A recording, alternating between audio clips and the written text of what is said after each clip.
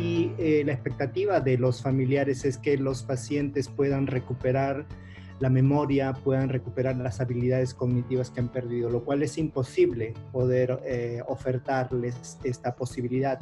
En enfermedad de Alzheimer y toda la demencia, es lo que se pierde, no se recupera.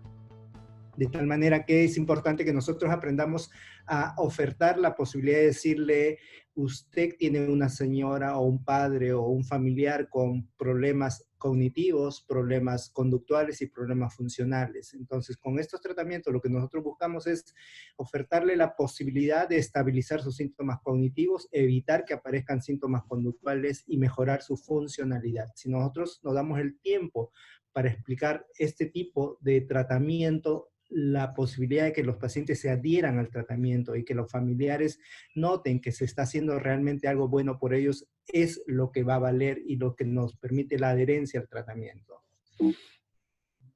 Entonces, eso me voy a dedicar yo en los próximos minutos. Esta es la agenda.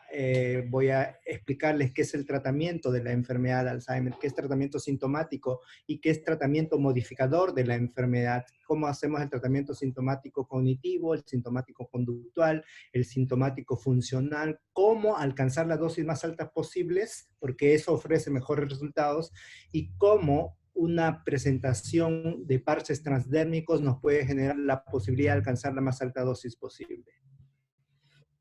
De hecho, demencia, la enfermedad de Alzheimer, es el estado final de cambios patológicos que se iniciaron 20 o 25 años atrás. De hecho, los pacientes alrededor de los 40 empiezan a depositar dos placas que son marcadores biológicos como las placas seniles y los ovillos neurofibrilares, que empiezan oficialmente a nivel del hipocampo, donde es el sitio de la memoria episódica, se extienden hacia las áreas de asociación hasta extenderse hacia todas las áreas cerebrales, de tal manera que ustedes van a observar una atrofia marcada del cerebro de un paciente con enfermedad de Alzheimer en estadios moderados o severos.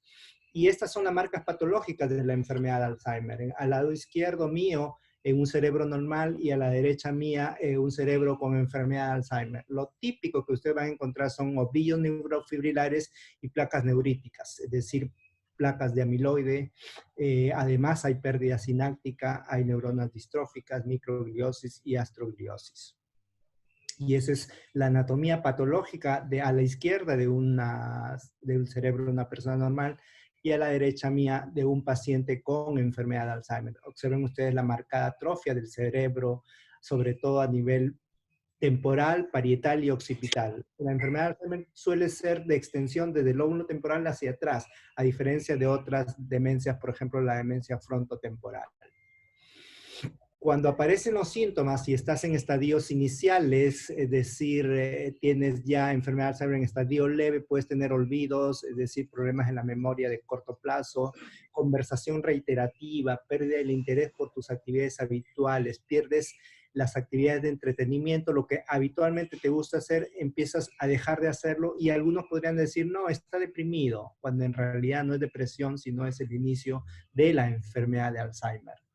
Conforme avanza la evolución de la enfermedad, se agregan nuevos síntomas cognitivos como afasia, problemas disejecutivos, se comprometen las actividades de la vida diaria básica, es decir, el comer, el hacer el 1, el hacer el 2, el cepillarse los dientes y el mantenerse en el aseo personal. Finalmente, en un estadio severo de la enfermedad de Alzheimer, aparecerán ya los trastornos del sueño y la pendencia total hacia la postración en una cama clínica o en una silla de ruedas. Entonces, el tratamiento que nosotros deberíamos enfocar es básicamente en estadios preclínicos, se llama tratamiento modificador de la enfermedad de Alzheimer. Lo que nosotros asistimos en este momento es el tratamiento sintomático, es decir, detectamos pacientes con deterioro cognitivo leve, que es una enfermedad pre-Alzheimer, o los tratamos en enfermedad de Alzheimer estadio inicial leve o moderado. Y eso es lo que nos ofrece. Si tú no tienes la posibilidad de ofertar nada a un paciente que tiene demencia de la enfermedad de Alzheimer, esta es su curva natural, es decir, en 2 o 3 años el paciente ya está totalmente postrado. Cuando tú ofreces tratamiento sintomático, es decir, algún inhibidor de colinesterasa, estamos hablando de ribastimina o galantamina o la misma memantina como antagonista de NMDA, tú lo que haces es la curva de 3.5 a 3.5 años más allá de los beneficios que podría ofrecer la funcionalidad de un paciente. Mientras que los tratamientos modificadores de la enfermedad de Alzheimer, ellos sí buscan estabilizar la enfermedad de tal manera que detienen la evolución de la enfermedad, pero estos son tratamientos que todavía se encuentran en fase 3 y algunos de ellos han sido descartados porque no hay evidencia de que ofrezcan un beneficio cognitivo tal como se propone.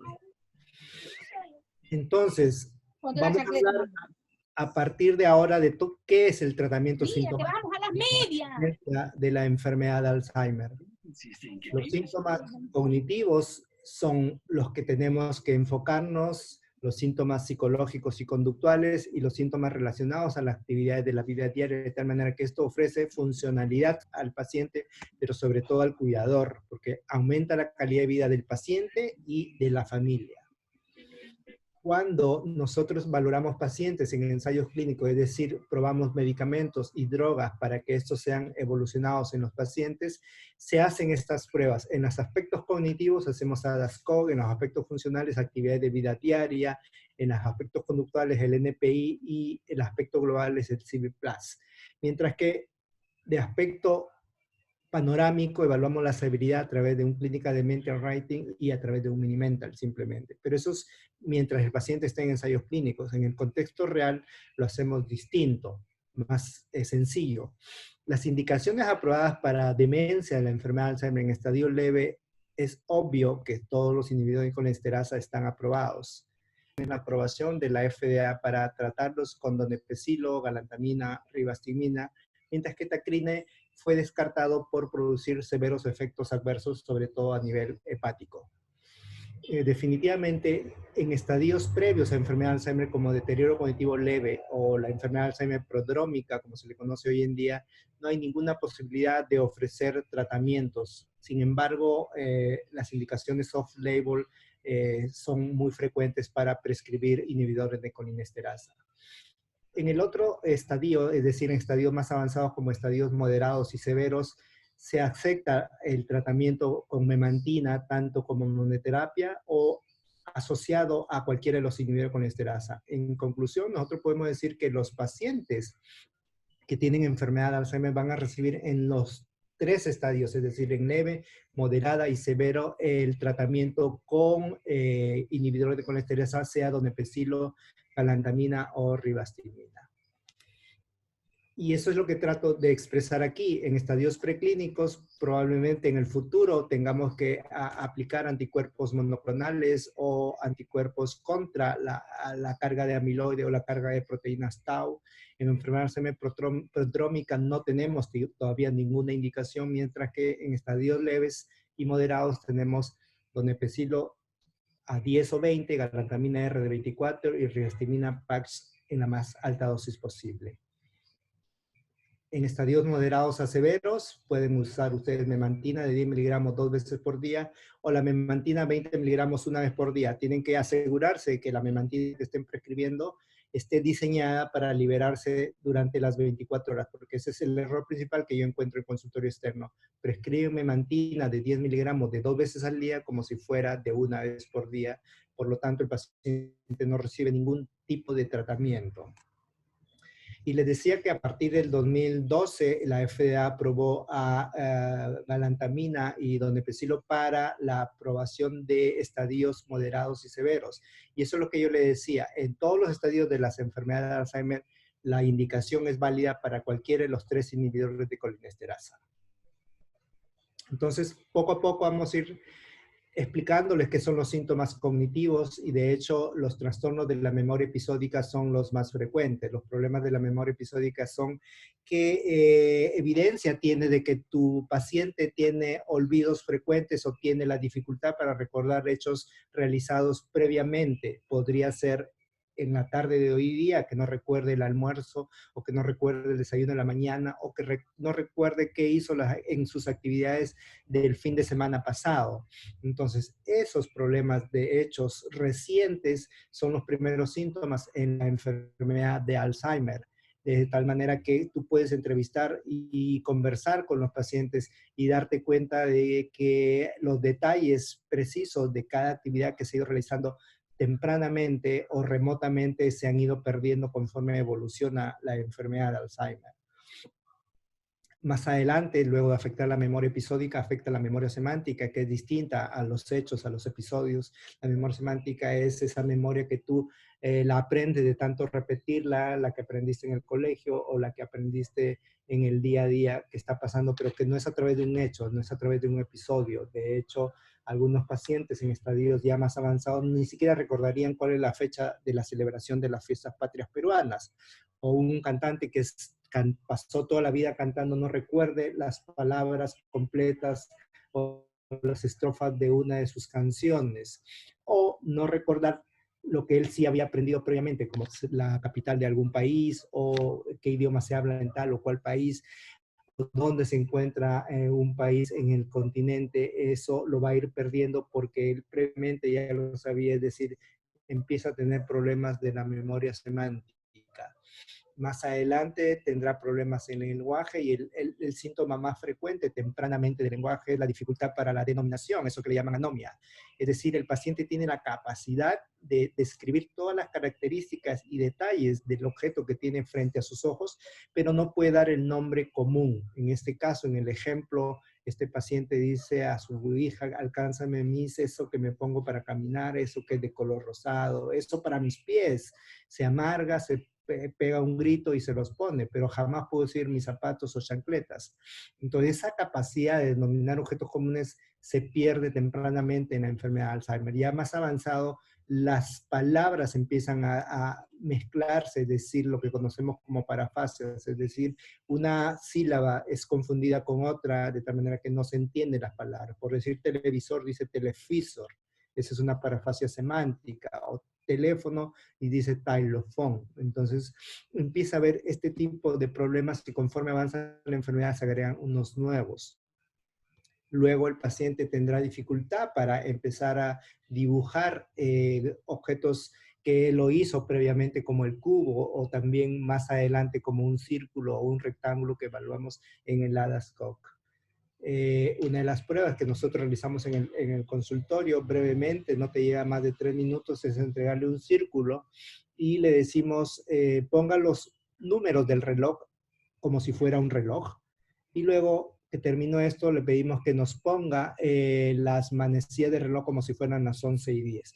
Y de esa manera tú en menos de 3 minutos te das cuenta que este paciente ha perdido la praxia constructiva, es decir, ya tiene una afectación del lóbulo parietal, pero si no recuerda cómo poner los números, también tiene un problema ejecutivo. Y si además él no recuerda la posición de los números, en dónde va, entonces ya tiene un problema de memoria episódica y semántica. Observen ustedes estos ejemplos de los pacientes con enfermedad de Alzheimer y la forma de dibujar sus relojes. Un reloj de 24 horas, un paciente con Parkinson, también observen ustedes el temblor. Si uno, como ya les dije previamente, no decide no hacer nada porque el paciente tiene limitaciones para conseguir el costo de los medicamentos, o que el médico no está entrenado y decide decirle a la familia que esto es parte de su vejez y que no hay nada que hacer, entonces asistimos a una evolución progresiva de la enfermedad de Alzheimer.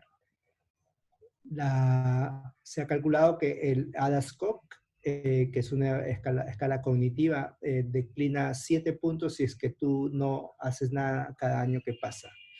Y lo que busca el tratamiento de los síntomas cognitivos de la enfermedad de Alzheimer, obviamente, es disminuir la evolución del deterioro cognitivo, pero no hay ninguna evidencia de que la mejoría sea sostenida. Es decir, tú logras, cuando empiezan los tratamientos, mejorar en 2 o 3 puntos en la escala, por ejemplo, del Mini-Mental, y el paciente se siente mejor y la familia lo siente más atento, más concentrado, pero la memoria episódica no la vas a poder recuperar. De tal manera que es lo que le llamamos la famosa 6 meses de primavera de los tratamientos con inhibidores de colonesterasa. Y en general, los pacientes que reciben inhibidores de colonesterasa tienen una declinación de 3 a 4 puntos, es decir, bajas la declinación en el 50% de los que no reciben los tratamientos. Y eso es lo que logras tú con los tratamientos sintomáticos cognitivos en donde observen ustedes esa curva inicial de los primeros 6 meses o de las 26 a 28 semanas, donde el paciente logra elevar sus estándares de escalas cognitivas como el ADAS-Cog y luego de unos año y medio a 2 años empieza a deteriorar progresivamente. Las más altas dosis, por ejemplo, de donepezilo ha demostrado superar y mejorar en los primeros 24 semanas las capacidades cognitivas de los pacientes. También con rivastimina en alta dosis, estamos hablando de la rivastimina en más alta dosis en parche, es decir, de 13.3 miligramos, que es equivalente al parche de 15, luego vamos a ver cómo se dan las dosis, es superior al parche 10, es decir, mientras más altas dosis tú ofertes, mayores resultados vas a tener en el ADAS-Cog. Observen ustedes también que las curvas son superiores, pero igual ambas son declinadas. Cuando se han hecho los metaanálisis sobre todos los tratamientos con los inhibidores de colesterasa, observen ustedes que todos tienen una ventaja superior sobre el placebo para producir un beneficio cognitivo según la medición en el ADAS-Cog. Cuando se agrega memantina, los pacientes logran mejorar un tanto adicional cuando empiezan a declinar sus escalas cognitivas en estadios moderados a severos. La memantina también la tenemos de presentación de una vez al día y eso es lo que yo les llamaba la atención. Tengan cuidado cuando prescriban memantina porque existe memantina de una vez al día, pero existen pocas en el mercado de tal manera que la mayoría es de 2 veces al día. Así que asegúrense de decirle a sus pacientes que si quieren memantina de una vez al día, busquen la que está diseñada para liberarse en 24 horas, porque todas las que existen en el mercado son de 10 miligramos 2 veces por día. Respecto a los síntomas conductuales de la enfermedad de Alzheimer, como ustedes saben, los pacientes se acercan a sus consultorios traídos por las familias, por los cuidadores y por los hijos cuando les malogró la noche. En general, el paciente es traído al consultorio porque se levantó a las 3 de la mañana para querer ir a trabajar cuando hace 20 años que ya se jubiló. Entonces, esos son los síntomas, según la familia, síntomas iniciales. Ellos no toman atención a los síntomas cognitivos. Cuando tú haces la anamnesis y preguntas y repreguntas, hace como 4 o 5 años ellos ya no realizan actividades y no recuerdan los hechos recientes, tienen problemas para denominar cosas, pero para ellos, según puede ser un trastorno simplemente de la vejez, lo cual no es cierto. Los síntomas conductuales aparecen en estadios moderados a severos de la enfermedad. Es decir, cuando tú tienes y recibes un paciente con síntomas conductuales, probablemente ya esté. Y los básicos son las alucinaciones o las delusiones particularmente paranoideas, eso de que acusan que alguien les está robando, de que acusan de que alguien les quiere hacer daño, empiezan a acusar a los esposos que tienen a pensar que la hija mayor quiere quedarse con su casa, o que la hija menor, o que la empleada le empieza a robar las cosas, por lo tanto se pone todas sus joyas, o las esconde bajo la almohada, o las esconde también, que después se le pierde porque no recuerda dónde las escondió. Las alucinaciones visuales más características son aquellas de imágenes que particularmente acusan de animales dentro de su habitación o personas que ingresan por las ventanas o de personas que se encuentran debajo de la cama. O las imágenes que empiezan a aparecer de los cuadros o de los espejos o de los edredones multicolores, de tal manera que una de los tips que nosotros recomendamos es que la habitación de los pacientes con demencia, particularmente enfermedad de Alzheimer, debe ser con colores pasteles. No muchos objetos dentro del dormitorio, eliminar los espejos, eliminar todos los cuadros multicolores que generan delusiones visuales, pues un cuadro multicolor puede dar la naturaleza de que está saliendo una culebra de ese cuadro y generarle una situación de angustia al paciente. Y entonces con los tratamientos con inhibidores de colinsterasa lo que buscamos, ¿qué cosa es al tratar los síntomas conductuales? Obviamente disminuir la aparición de estos síntomas conductuales si es que todavía no los tuvo, o evitar su aparición en el futuro, de tal manera que es mejor dar un tratamiento con inhibidor de colesterasa, particularmente ribastimina, donepezilo o galantamina, pues que si bien es cierto, los pacientes no recuperan la memoria, pero no vas a tener una persona.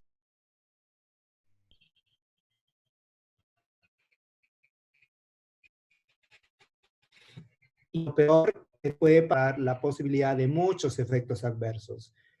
Parkinsonismo, diabetes, stroke, muerte súbita, caídas frecuentes, por lo tanto, ves a un paciente no solo con demencia, sino además con fracturas de caderas. Y generalmente la fractura de cadera no ha sido por un accidente, sino ha sido porque tú le diste un neuroléctico y el neuroléctico no lo controla. Entonces el paciente se levanta confundido, lucha contra quedarse dormido y se cae y se fractura la cadera. Observen ustedes con ribastigmina cómo el índice neuropsiquiátrico, que es la escala que evalúa síntomas conductuales, suele disminuir conforme tú das el tratamiento cuando se evalúa a las 26 semanas. Una franca disminución de todos los síntomas conductuales. Con galantamina, por ejemplo, en estadios leve moderado, mientras mayores dosis das, es decir, 8 miligramos, comparado con 16 miligramos y 24, las más altas dosis te evitan la aparición de síntomas conductuales y mejoran y disminuyen la cantidad de neurolécticos que estos pacientes estarían recibiendo. Y cuando hacemos nosotros la evaluación de todas los trabajos, es decir, a través de metaanálisis y revisiones sistemáticas, definitivamente galantamina y ribastimina son superiores al placebo, de tal manera que reciben aprobación de la FDA para manejo de síntomas conductuales antes que neurolécticos. De igual manera, la memantina está indicada para el tratamiento de síntomas conductuales en estadios moderados y severos de la enfermedad. ¿Y cómo es el tratamiento sintomático funcional de los pacientes con enfermedad de Alzheimer? Esto es lo que mejor ofrece los tratamientos con inhibidores de colinesterasa. Yo siempre le digo a las personas que están prescribiendo medicamentos para enfermedad de Alzheimer que este cuadrito lo tienen que tener muy claro. Es decir, al paciente y sobre todo al familiar y al cuidador y al que pone la plata, yo le digo, tú quieres recibir un tratamiento que te cueste entre 200 y 400 soles por mes para que tu papá siga comiendo contigo de manera independiente, sin saber quién eres tú, esos son nuestros mejores pacientes.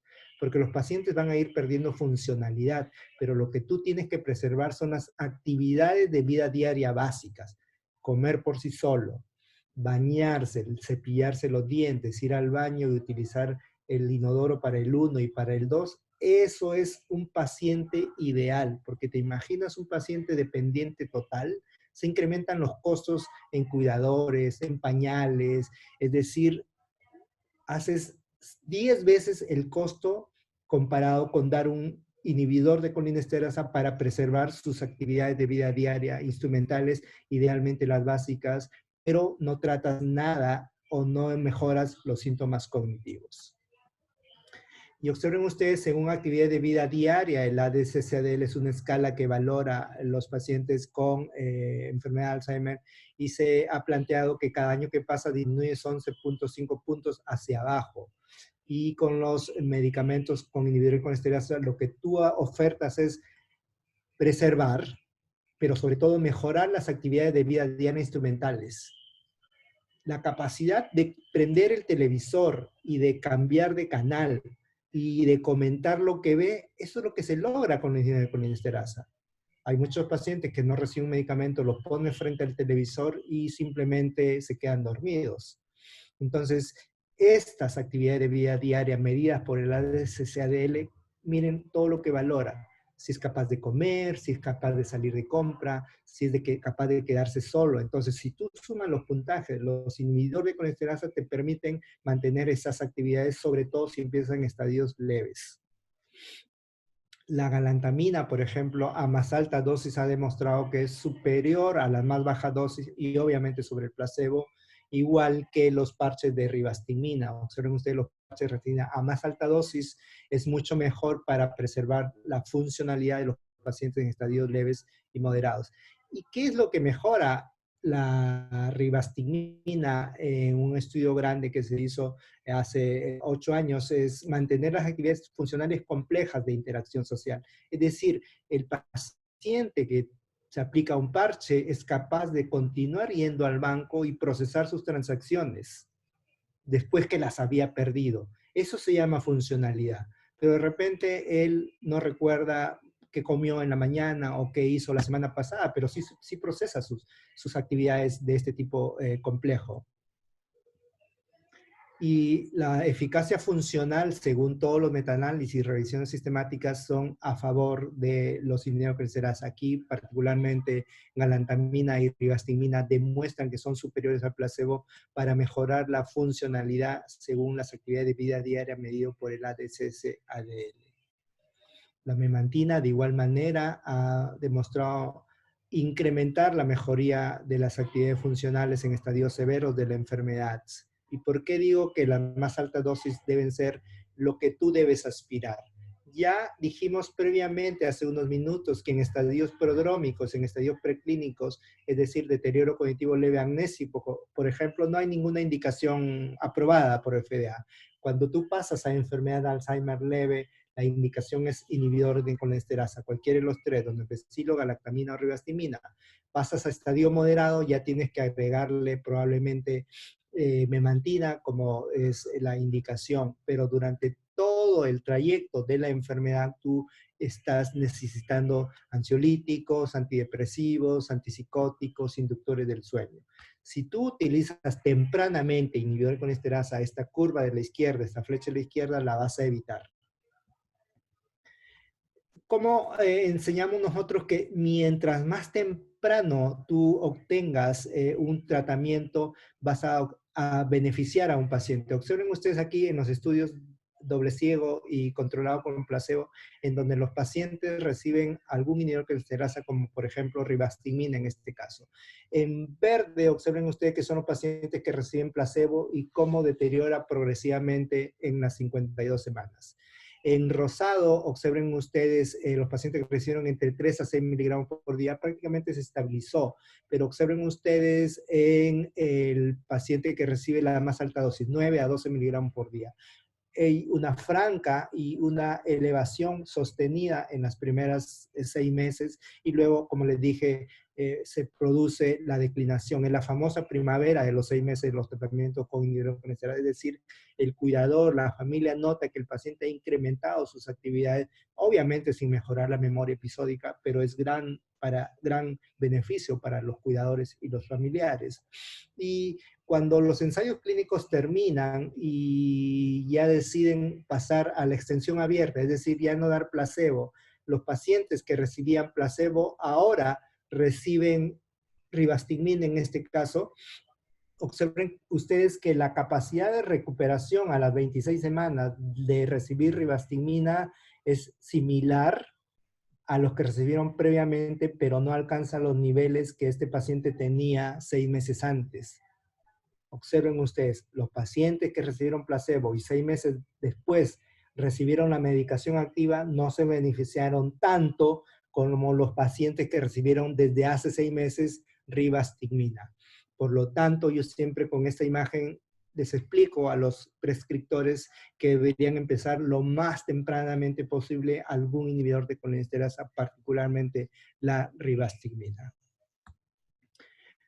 Definitivamente, a mayor dosis de ribastigmina, la posibilidad de obtener mayores beneficios según el ADAS-Cog es francamente superior. Lo mismo pasa para donepezilo. Observen ustedes 10 miligramos versus 5 miligramos. El beneficio comparativo con ADAS-Cog es casi el doble. El tema es, ¿cómo llego a las más altas dosis? Hay dos posturas.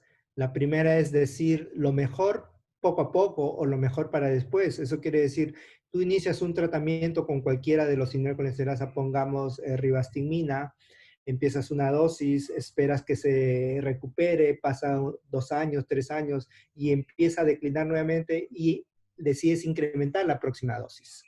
Mientras que lo mejor desde el inicio, tú llegas a las más altas dosis rápidamente, no esperas que decline. Las más altas dosis son las mejores, es decir, esta imagen, que lo mejor desde el inicio es lo que hacemos nosotros desde hace 8 años.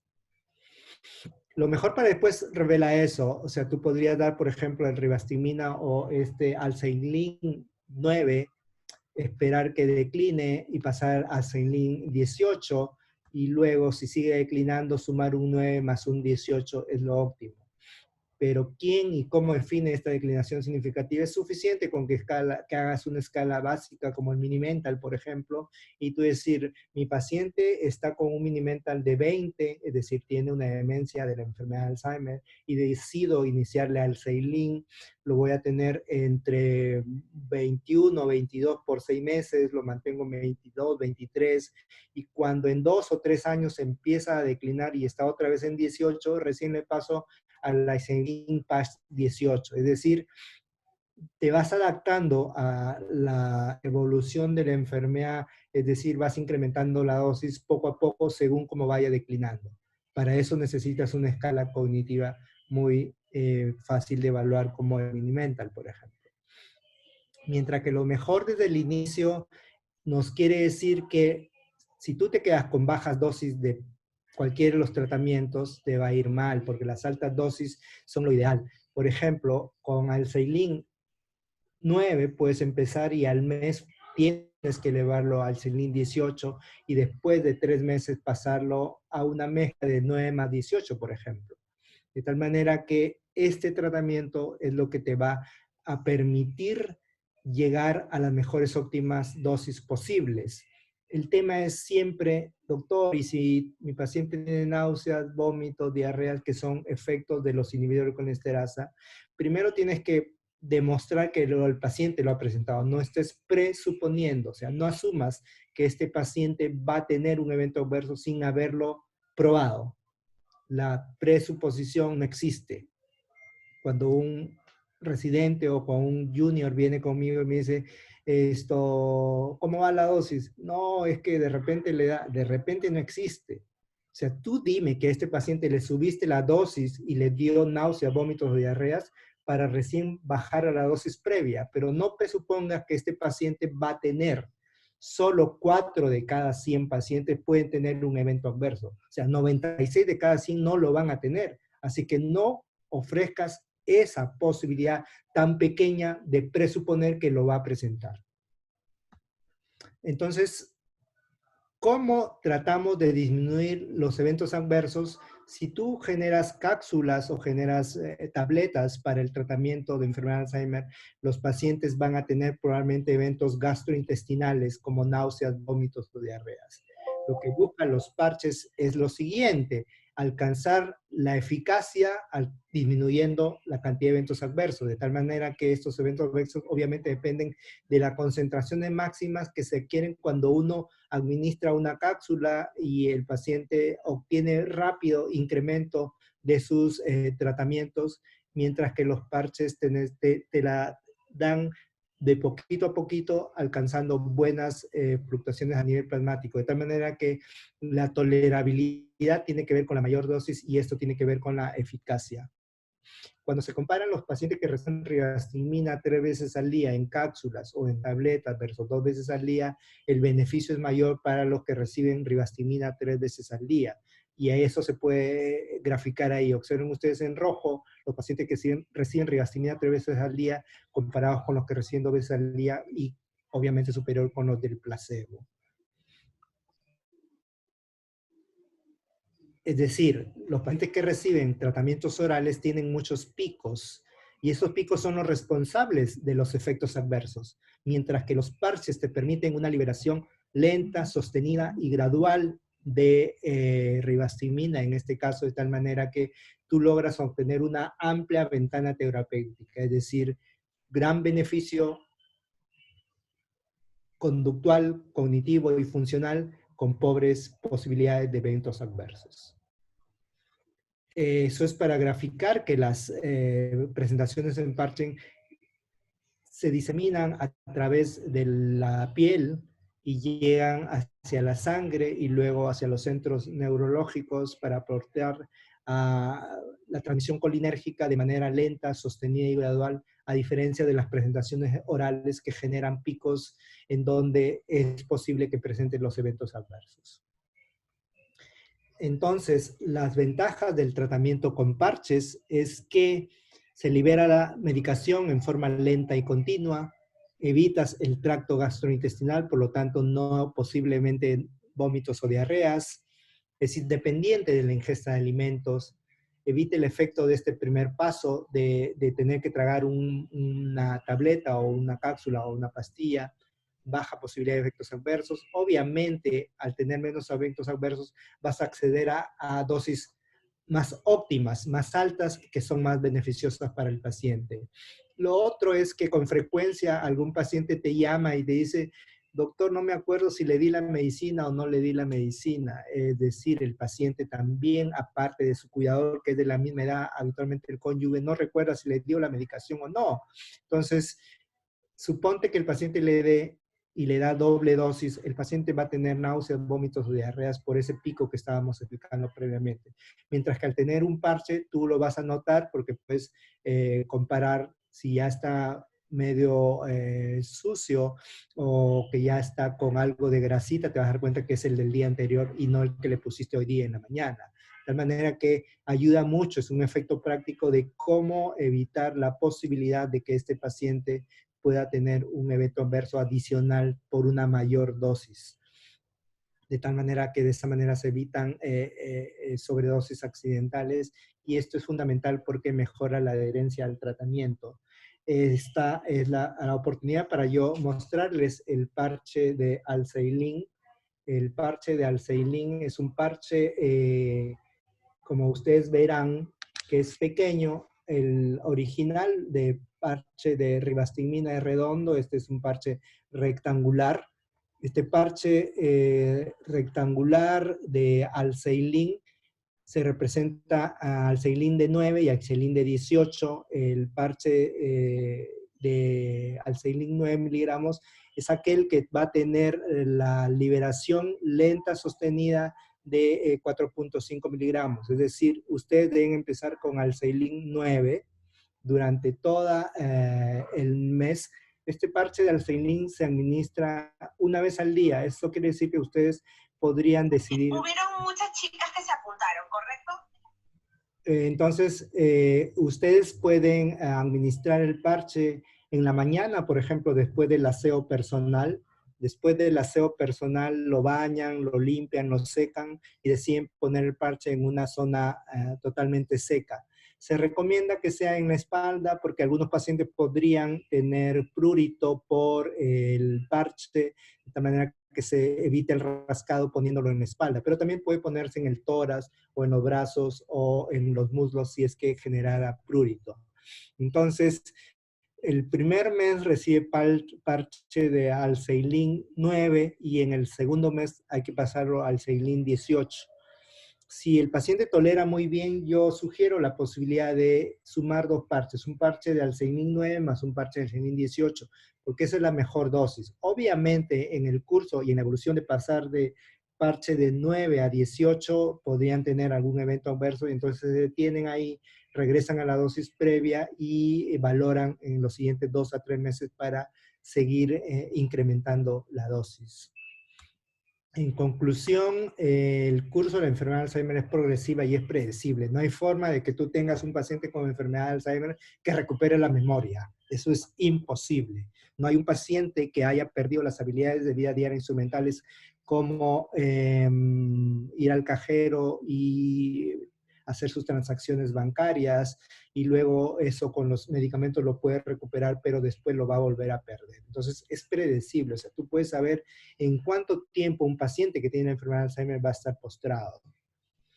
Como les dije, las estrategias de la modificación de la enfermedad de Alzheimer son lo ideal, pero aún estamos solo con tratamientos antiamiloides en fase 3, mientras que los anti-tau recién están entrando a la fase 2.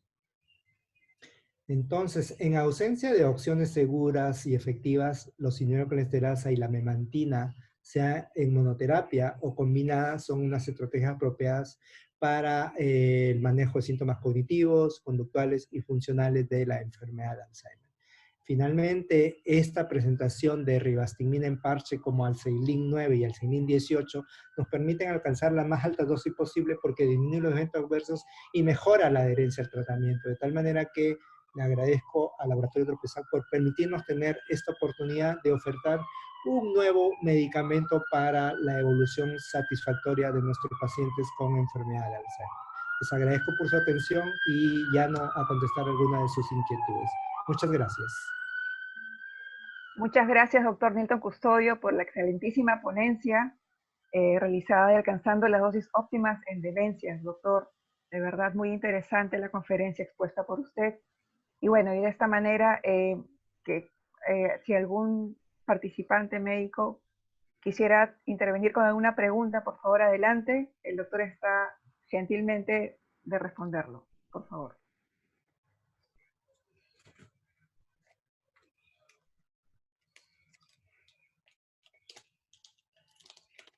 Mientras van preparando las preguntas, tal vez, miren el tamaño, se nota, ok.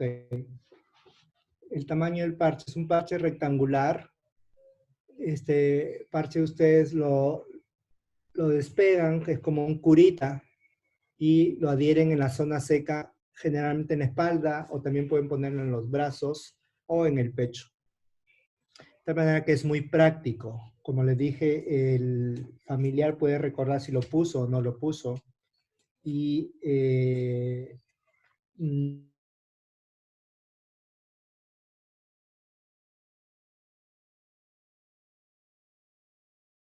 aplicación, porque cuando me ha tocado revisar la zona de aplicación, 2 veces me ha pasado que el familiar sigue aplicando parche tras parche tras parche. Es decir, no lo retira. Al final tienes casi un mapa de parches, de parches redonditos en la espalda del paciente. Y lo único que genera es prurito y prurito como un evento adverso. El paciente me decía, me pica y me pica. Y decía, qué raro, ¿no? Entonces, cuando fui a revisar la espalda del paciente, la esposa no le había quitado los parches previos. Entonces, hay que explicarle. Lo bañas, lo aseas, lo limpias, retiras el parche el día previo, secas bien y aplicas el parche. En algunas personas que son sensibles, generalmente de piel blanca, le pones el parche y al día siguiente está medio rojo. Entonces lo que recomiendo es ir cambiando de posición el parche, se puede ir rotando. En algunos pacientes demora un día o 2 días en desaparecer esa zona rojiza del sitio de donde retiraste el parche previo. Ahí yo recomiendo que apliquemos alguna crema tópica de corticoide y eso se va recuperando. Pero si ya el prurito es intenso y hay rascado y tienes heridas, es difícil porque ahí habría que valorar cambiar a otro tratamiento porque el paciente probablemente sea alérgico al parche. Perfecto, doctor. Hay 2 preguntas. La primera pregunta, ¿el medicamento puede ser utilizado por años? Sí, en general, como yo les decía, el paciente que empieza con enfermedad de Alzheimer en estadio inicial, es decir, ponte que tenga el paciente 65 o 70 años de edad.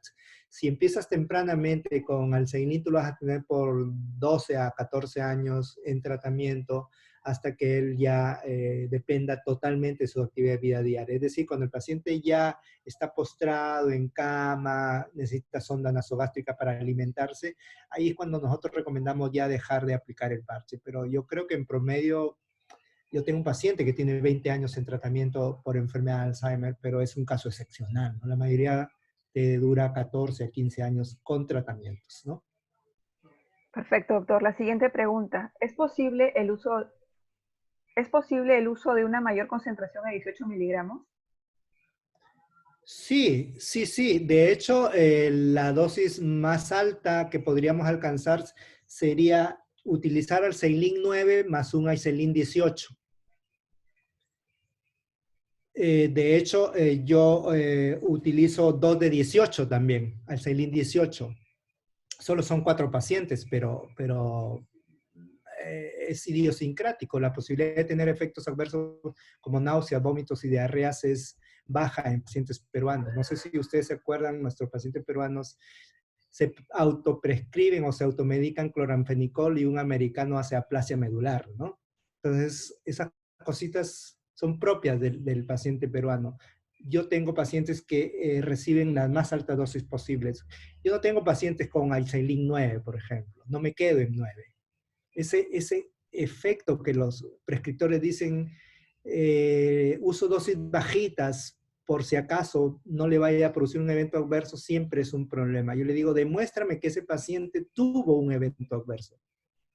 No estés presuponiendo, ese es el principal problema. De tal manera que sí, hay que llegar de cualquiera de las dos formas, tal vez poco a poco, pero yo recomiendo que llegues a las más altas dosis posibles rápido, porque el paciente se ve beneficiado. Perfecto, doctor. Hay una tercera pregunta. ¿Es recomendable el uso del parche en cuánto tiempo del diagnóstico de la enfermedad? ¿Hay algún inconveniente en que el familiar coloque alguna marca del parche, como para recordar el día de la aplicación del mismo? No, es fácil recordar el parche aplicado, porque generalmente los pacientes tienen la sudoración o la grasita que uno genera en la espalda, y de esa manera tú te das cuenta que el parche ha sido puesto el día previo o lo pusiste en la mañana, cuando uno no sabe si el paciente o el cuidador no recuerda si lo puso ayer o lo puso ahora. Pero sí, hay algunas viejitas, entre comillas, cuidadoras así, que utilizan tu plumón indeleble y le ponen la fechita, ¿no? Pero no lo veo necesario, porque es fácil darse cuenta que este parche es de ayer o el parche es de hoy.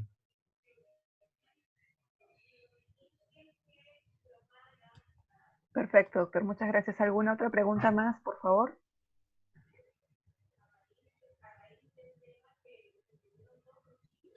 Ok, tal vez comentar que si bien es cierto el parche lo fue probado y analizado extensamente en enfermedad de Alzheimer, las otras demencias como demencia vascular, demencia en enfermedad de Parkinson, demencia con cuerpo de Lewy o algún otro tipo de demencias como las afasias progresivas primarias también se ven beneficiadas por el tratamiento de inhibidores de colesterasa, particularmente con rivastigmina.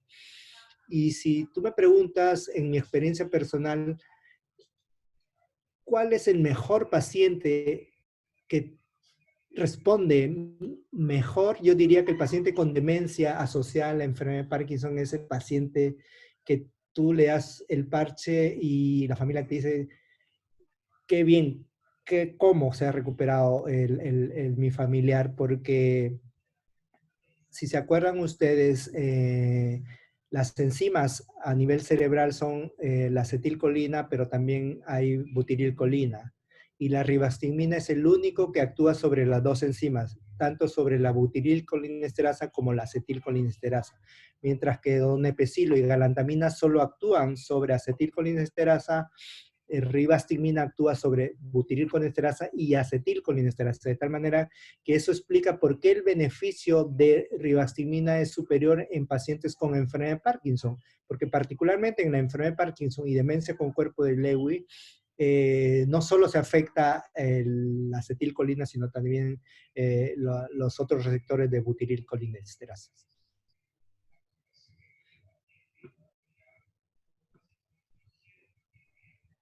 Muy bien, doctor. Muchas gracias.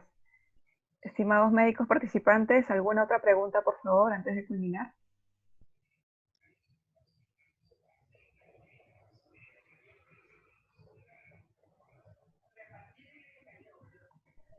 Muy bien, mi llamado a que no pierdan el miedo a usar el parche. Otro de los beneficios es que si el paciente tiene un efecto adverso, lo cual es poco probable, o sea, que le pongas el parche y empieza a tener náuseas, vómitos o diarrea, que son los eventos adversos más tempranos y frecuentes, simplemente retiras el parche y se le va a ir en 2 a 3 horas. Mientras que si tú probaste con donepezilo o con galantamina, la cápsula ya está administrada y el evento va a durar 3 a 4 días, ¿no? Sí, Ese es doctor, el otro beneficio. hay otra pregunta. ¿El uso del parche a partir de qué tiempo del diagnóstico de la enfermedad inmediatamente? Sí, lo más temprano posible. El tema es que son pocos los prescriptores que reciben pacientes con enfermedad de Alzheimer en estadio inicial. Yo creo que el 90% de médicos recibimos a los pacientes con enfermedad de Alzheimer en estadios moderados. Porque ¿cuál es el principal motivo por el cual un familiar trae al paciente?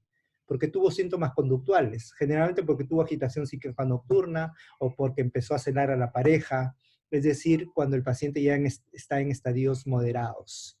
Entonces, es poco probable que un paciente venga porque se olvida lo que almorzó o porque se olvida que ayer hizo determinada actividad. Esos pacientes que son solo enfermedad de Alzheimer en estadio inicial, es poco probable que vayan a la consulta, porque generalmente el médico que no está entrenado en esto lo cataloga como un deprimido. Como es un jubilado que dejó de trabajar y ahora está en la casa cuidando a los perritos o cuidando a los nietos, no tiene contacto social, entonces asumen que esa depresión es la explicación de sus problemas de memoria episódica. Y entonces se nos pasan los casos de diagnóstico probablemente en ese estadio.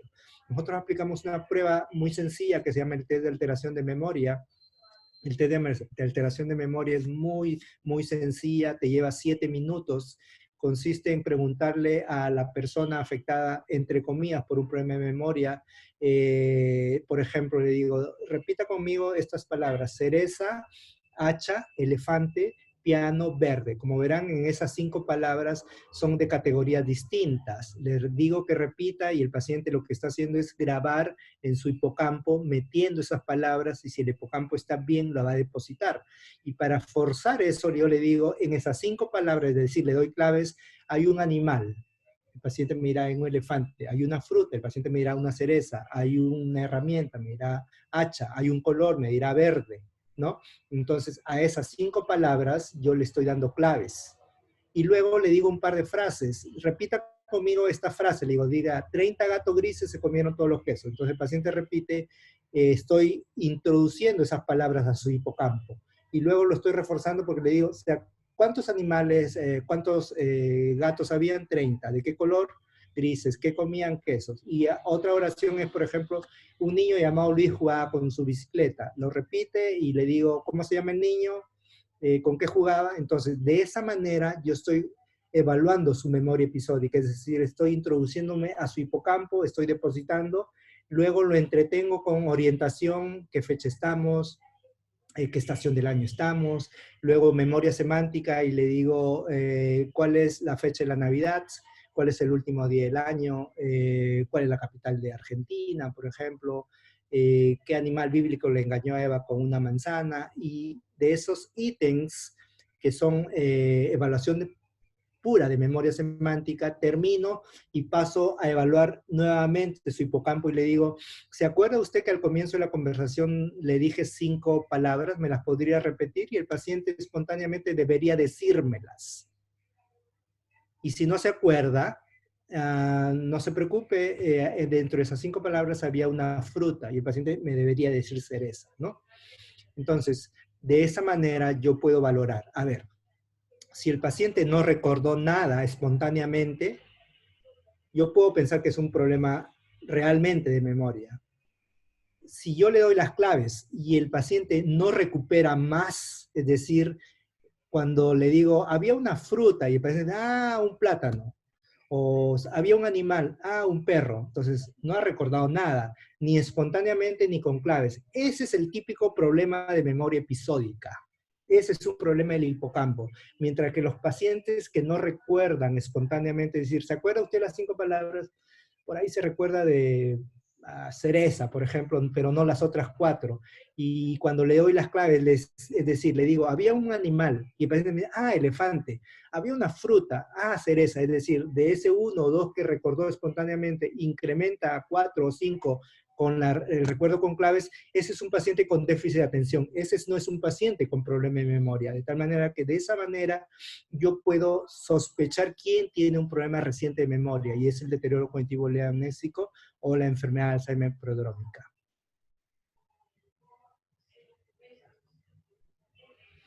Muy bien. Les agradezco por sus preguntas. No, al contrario, doctor, usted muy agradecida, bueno, todos los participantes por la excelente ponencia. Hay una Dígame, pregunta dígame. que no quiero Ah, dejar de contestar. sí. A ver, Hay otra pregunta, doctor, la última. ¿Está sí. contraindicado en qué caso? Ok, sí. Recuerden ustedes que lo ribastigmina o cualquiera de los otros inhibidores de colesterasa, como su nombre dice, son inhibidores de colesterasa, pueden retrasar muchas de las actividades dependientes del sistema colinérgico y el paciente que tiene bradicardia hay que observarlo mucho porque podríamos empeorar su bradicardia o podríamos generar arritmias. Entonces, es pertinente evaluar previamente a un paciente que tenga ritmo cardíaco normal. Perfecto, doctor. Y una última pregunta, es así. Si el uso del parche tiene tantas ventajas potenciales, ¿qué faltaría orientar al cuerpo médico para que tenga más seguridad y eficacia en sus tratamientos con esta presentación? Ok, sí. Primero que tenemos dificultades para pensar que la enfermedad de Alzheimer es una enfermedad de difícil diagnóstico, y no lo es. Yo les he explicado ahorita este test de alteración de memoria. Este test de alteración de memoria no lo creé yo. Lorena Rami y José Luis Molinuevo de la Universidad de Barcelona nos autorizaron a adaptarlo para Perú. Nosotros lo probamos en un grupo de pacientes peruanos de mediana educación y también de baja educación, y ha demostrado que es sensible, es decir, puede detectar pacientes con deterioro cognitivo leve amnésico, que es pre-Alzheimer, y enfermedad de Alzheimer en estadio inicial. Entonces, no pasa por ser una enfermedad de difícil diagnóstico, pasa por ser una enfermedad que el cuerpo médico tiene dificultades para diagnosticar. Habitualmente los médicos podrían utilizar el Mini-Mental, que es una prueba muy ampliamente estudiada, recomendada, pero no detecta todos los tipos de demencia y sobre todo no es útil para pacientes de nuestra realidad, con baja educación e iletrados. ¿Te imaginas tú responder aquí entre los que estamos, cuente de 100 hacia abajo, de 7 en 7, 100, 93, ¿qué sigue? 86. O sea, 5 puntos que tú pierdes te califica de deterioro cognitivo. Y si no fue al colegio, y si fue a la educación primaria o a la secundaria incompleta, y ese paciente es un gran comerciante de los que yo veo del Hueco o de Gamarra, que no han ido al colegio, pero te cuentan el dinero sobre montones. O sea, ellos no han necesitado esas habilidades de contar para ser cognitivamente normales. Entonces, lo que está fallando es qué pruebas cognitivas deberíamos aplicar en nuestros pacientes. Y nosotros hemos trabajado sobre eso. El test de alteración de memoria puede ayudarte mucho, pero tiene el gran defecto de que solo te detecta enfermedad de Alzheimer. Si es una demencia vascular, se te va a pasar de lejos, porque la demencia vascular es otro tipo de deterioro que afecta a las funciones ejecutivas. Y para eso hemos adaptado, mejor dicho, el RUDAS, que es otra prueba que acabamos de publicar hace 2 meses, en Frontiers in Aging on Neuroscience, donde validamos a esta prueba como muy útil, superior al Mini-Mental, porque no utiliza estas pruebas de colegio, porque utiliza pruebas del día a día, del entorno diario de los pacientes. Así es que no es de difícil diagnóstico, es breve para diagnosticar, 10 minutos de prueba cognitiva y está resuelto, pero sí no debe faltar una prueba simple como vitamina B12, hormonas tiroideas, o una tomografía de cerebro simple para descartar hidrocefalia, un tumor, un parásito u otra cosa. Pero yo creo que el diagnóstico se puede hacer en 2 citas. Una con una prueba cognitiva breve y la segunda donde veas tus análisis de sangre y veas la tomografía de cerebro. Es obvio que antes de eso yo tengo que preguntar sobre todos los medicamentos que han recibido los pacientes, porque hay muchos medicamentos que te disminuyen el rendimiento cognitivo. Alprazolam, clonazepam, viperideno, el viperideno que le dan a todo el que se mueve, disminuye el rendimiento cognitivo, para que tengan una idea, de 3 puntos en el Mini-Mental, que cuando tú le quitas el viperideno y lo evalúas a ese mismo paciente, recupera esos 3 puntos perdidos. De tal manera que hay que tener atención con algunos medicamentos que te pueden disminuir el rendimiento cognitivo y sobrediagnosticar la posibilidad de demencia. Yo creo que es eso, es simplemente entrenamiento. El consorcio que nosotros formamos, que es el Latin American Consortium, acaba de publicar unas guías de diagnóstico de demencia para nuestra realidad, y todo esto que les he conversado está ahí, es gratuita, es totalmente gratuita. Pueden bajarla, pongan ahí el LACCD, Latin American Consortium on Dementia, y la van a bajar gratuitamente, totalmente gratis para todos.